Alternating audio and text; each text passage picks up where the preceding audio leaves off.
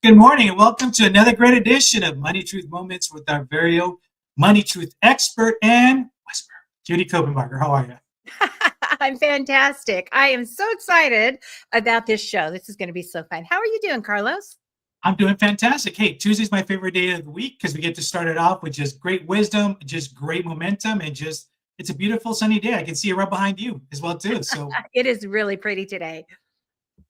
awesome, folks. Welcome to the show. If you're not following Judy, please do so at judycopenbarger.today. Make sure you watch previous week episodes because we've been just on a roll. Actually, I should say Judy's been on a roll in the last several weeks. And this week is another great show because we're going to talk about family finances, right? Managing school expenses for kids. And even though school has already started, you always kind of get that mid-year unexpected expenses. I've heard, even parents at the gym talking about cheerleading, how expensive it is, and this and that, and all that other fun stuff. So, what do you say we get started?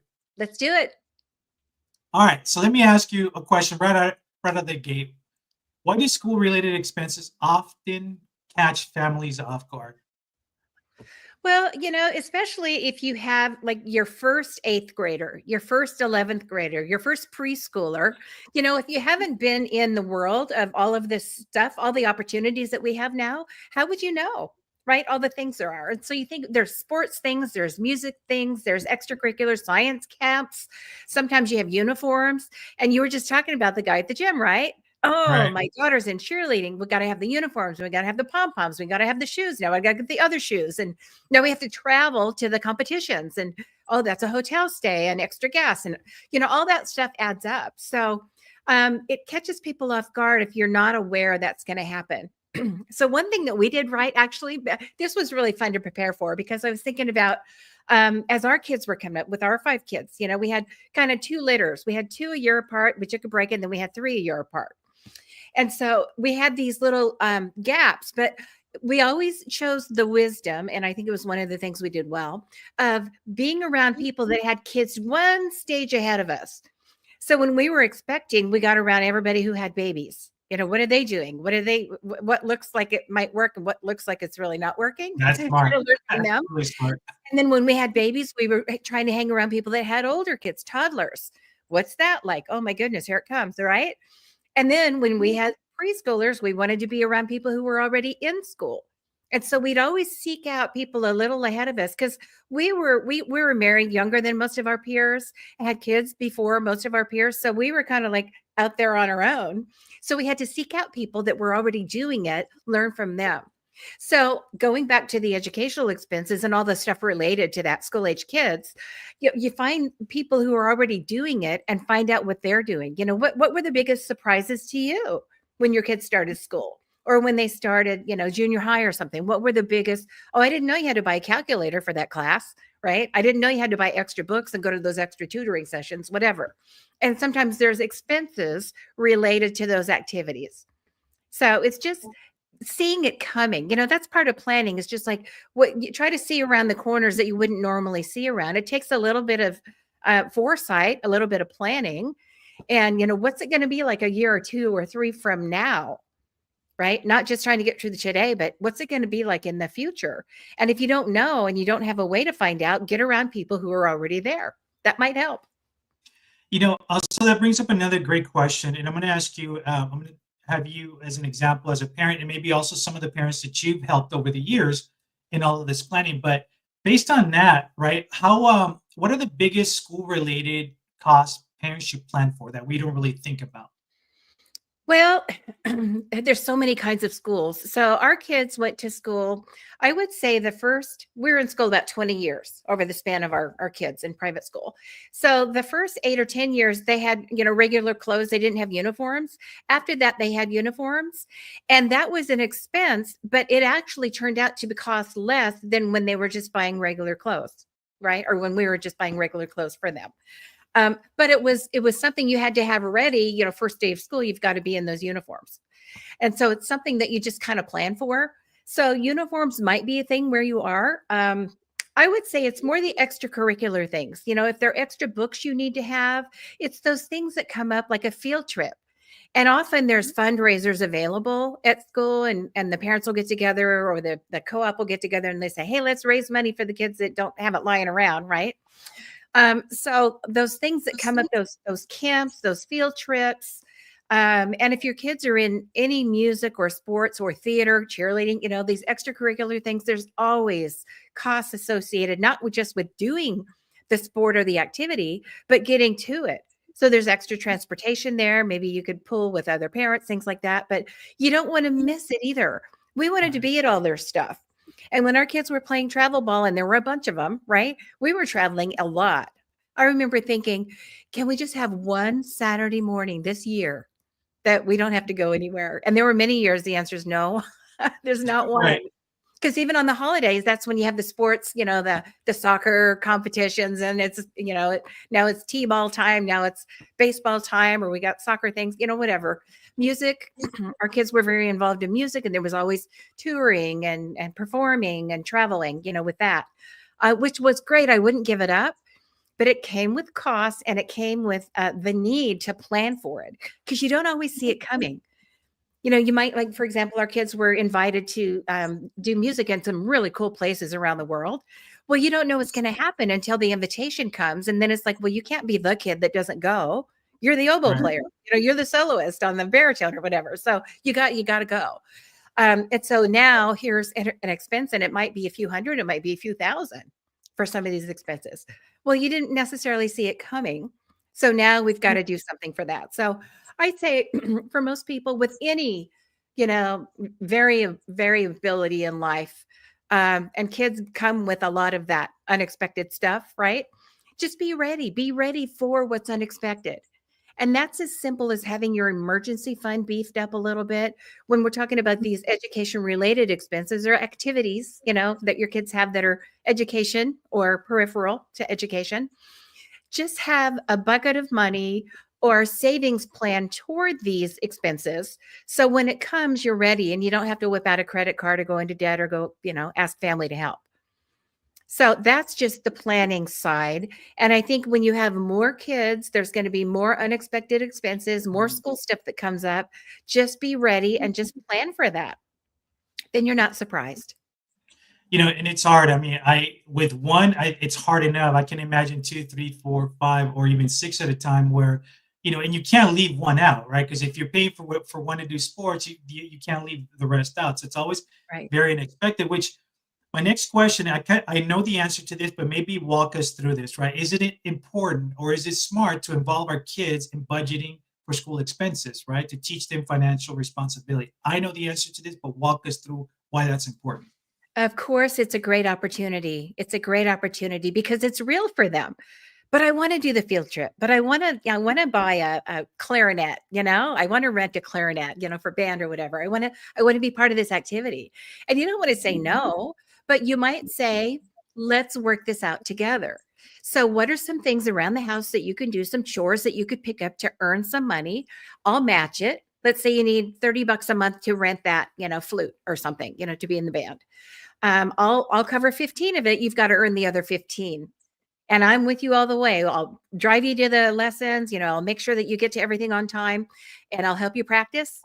But you're going to help pay for this activity. So what a great opportunity, not just in budgeting, delayed gratification and all that, but I have to earn it. So when we're adults, we don't just have, every Friday we get paid because it's allowance day. My life isn't like that, right? I got to get out there and make something happen for paycheck. So why not have an opportunity for kids to learn how to budget, how to save for money, or how to save for an activity, how to earn money, how to do all that stuff while they're little? Then they got skin in the game, and it has a much more meaning to them instead of, well, mom and dad always say yes. And if dad says no, I'll go get a second opinion, that kind of thing. Mhm. So why not take this opportunity for the financial education while we're doing all these other activities at the same time? Awesome, folks. And if you're just joining us now, welcome to the show. If you're not following Judy, please do so at judycopenbarger.today. You can find all our social media links on there as well. And today we're discussing family finances, basically managing school expenses for kids. And, I want to keep this momentum going because you got a lot of great advice for some of our parents with this. So let me ask you this. You touched on it a little bit, but what's the best way to estimate, right, or plan for the yearly school costs, right? And that can include technology that can include sports and all of that. All of that stuff. So you can kind of plan a little bit. I can see band is coming. I can see, in the spring, we're going to be running track or we're going to be playing baseball. I can see that coming. There's going to be, church camp in the summer, science camp in the spring, these kind of things, spring break, whatever it is. So if you take all the big nuggets, all the big rocks that there's going to be 200 for this, 500 for this, 800 for that, whatever it is, take all of that up, add it up, add another 20% to that number for all the other little things that come up. There's your number that you're going to need for the year. Divide it by 12 and every month put a little aside, right? Then you're ready. Now you might get ahead of yourself. There might be a big expense early in the year. It's like, oh, I haven't really accumulated that yet. But if you're doing this regularly and planning per kid, this kind of a bucket, like a slush a slush bucket of all this money that's going to be available, then you're ready and you don't end up, putting it on a credit card. And then it's kind of a negative. It's like, oh, now I have to look at the bill again when it comes. It's like, that darn kid costs so much. You don't want to ever go there. This is the time to celebrate all the opportunities these guys have. And I get so excited thinking about grandkids coming up. I mean, our kids had so many more opportunities than we did with all of these activities they got to do. And we wanted them to just try them all, and see what really sticks and what skill sets they really want to explore. And I get so excited that all the opportunities are there, but you don't want it to be a negative, like, oh, now they want to do this sport. Now they want to change the instrument to another one. And our kids, every year they learned a new instrument. So they all play many. And that was just something that we like to do in our house. But it came with a price tag, right? So we just planned, right? And it might be something else at your house. Maybe it's golfing. Maybe it's, mission trips, whatever it is. But it's going to take some money and some planning. And why not just be ready? And that's how you do it. Just save a little bit every month. And then you got that bucket ready. So I'm going to add to this too, because I know parents really never talk about it, right? And let's talk about school lunches, for example, right? Yeah.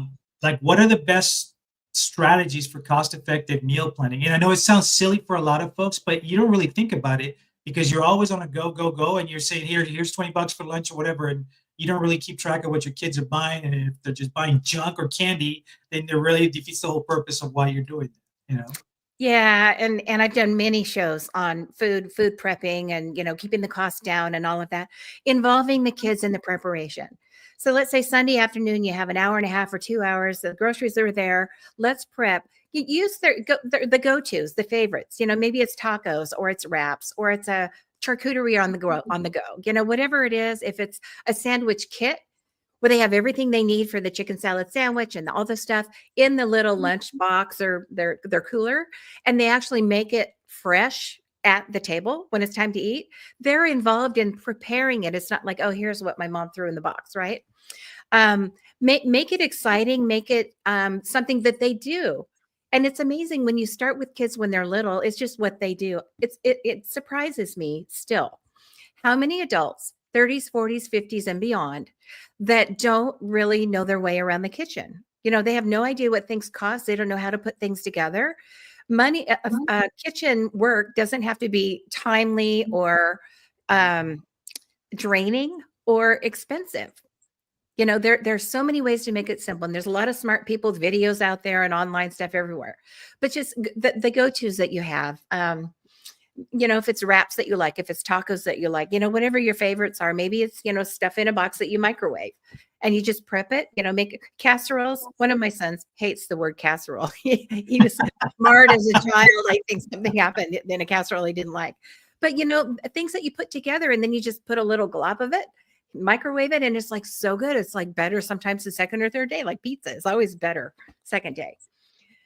So things like that, if you just plan, right? I'm a planner. So you plan, you prepare on Sunday afternoon. Everything is set out for the whole week. Just grab it and go. Make it easy. When it's not easy, you're going to end up just whipping out money and spending way more than you need to on something fast. Something because you're hungry, right? You're just going to grab it or drive through on the way home. So if you prepare, you can save so much money in the kitchen. Casseroles that work for your kid for me was soup. Right after I got a little older, like the mention of soup, or I don't go anywhere near that. Don't So make me do that. yeah, exactly. I could tell you, I mean, I would spend like hours just sitting there with a cup of soup and I wouldn't drink it because I was stubborn and until I finally, that's the only time I could move. But We all have let me that ask, saying. Yeah. right? So let me ask you a side note. Were you a brown bag kid or a lunch pail kid growing up? Oh, lunch pail. What was your like your favorite lunch pail? Because right, sometimes we went through different ones until we kind of busted them up or whatever. Yeah, it was hard to get those metal ones through a whole year. I remember by Yeah, the end of the year, they looked pretty bad.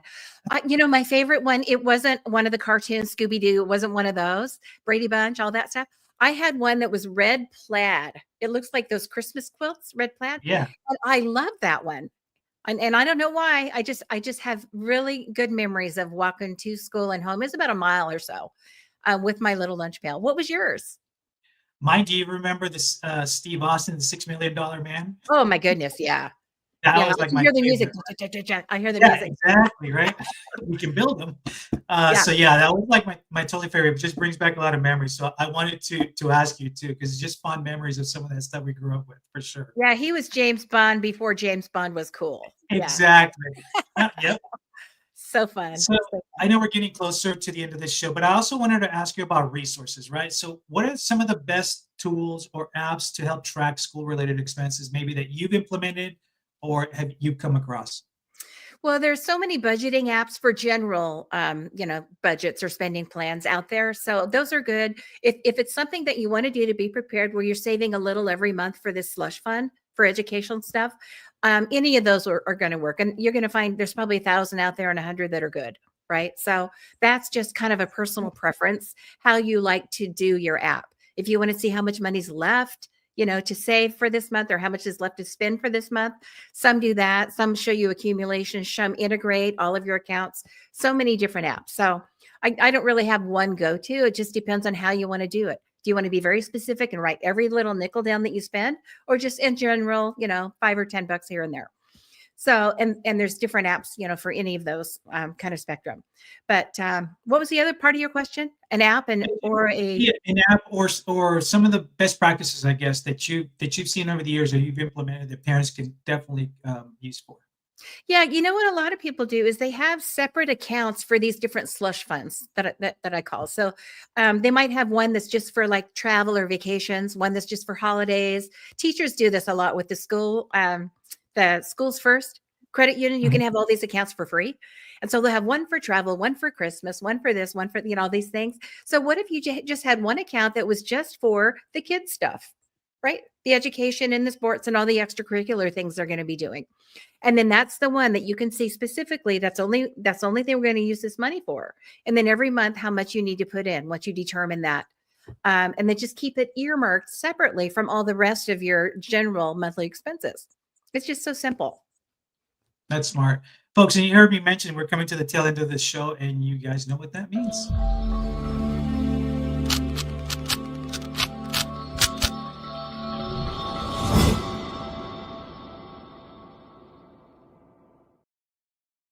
It's our Money Truth Challenge. Man, time flies when you're having fun, right? It's just great discussion. Here we are at the end of the show already. This What do you is got for us this week? this is fun. Well, if you're my age and you have grandchildren, find someone who is in it. Find someone who's got littles right now, or school age kids right now, or maybe even getting ready for college age, and help them. But here's the challenge. The challenge is to determine over a year what you need for all these extracurricular education related or peripheral related expenses. What's that number? Add 20% to what you think it's going to be, because there's going to be other things that come up. Divide it by 12. And then if you get paid twice a month, you can divide it again by half. That's how much every paycheck you need to put away. And just either do that on the back of a napkin, grab a little notepad and figure out what that is. And then am I over that? Am I under that? Is it possible? What do I need to do to make way for that if I'm not there? If you're in this bottleneck of income right now, it's like maybe you have one income, it used to be two, and it's like, oh, it's already tight. Where am I going to find that money, Judy? Right? Then it's time to think creatively about what can give for that to happen.